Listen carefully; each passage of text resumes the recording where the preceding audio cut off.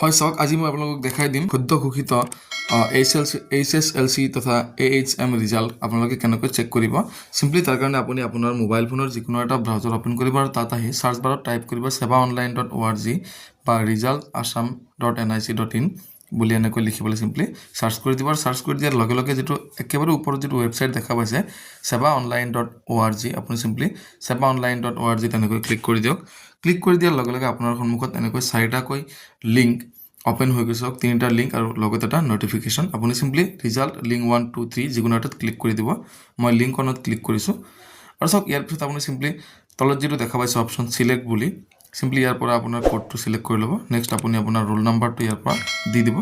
আপোনাৰ যেটো roll number হয় হেতু দি দিব। মই মোৰ যেটো ৰোল নাম্বাৰ হয় হেতু এন্টাৰ কৰি আছো। ঠিক আছে।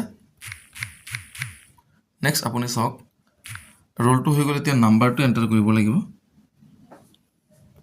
সিম্পলি চাওক মই এনেকৈ নাম্বাৰটো এন্টাৰ কৰিছো আৰু এখিনি কৰি পেলাই আপুনি সিম্পলি ৰাইট সাইডত যেটো দেখা পাইছে ফাইন্ড ৰিজাল্ট বুলি এটা অপচন আপুনি সিম্পলি ফাইন্ড ৰিজাল্টত এনেকৈ ক্লিক কৰি দিয়ক আৰু সব ফাইন্ড ৰিজাল্টত এনেকৈ ক্লিক কৰি দিয়াৰ লগে লগে কিন্তু আপোনাৰ সন্মুখত সম্পূৰ্ণ Assam state school education board SF division 1 SSLC examination result 2026 বুলি এনেকৈ গোটেইখিনি মাৰ্কছৰ সহায়ত আপোনাৰ সন্মুখত দেখাই দিছে। চাওক ৰিমাৰ্কছত ইয়াত দুখন সাবজেক্টত লেটাৰ আছে ইলেক্টিভ এৰাবিকত আৰু জেনাৰেল ম্যাথছত।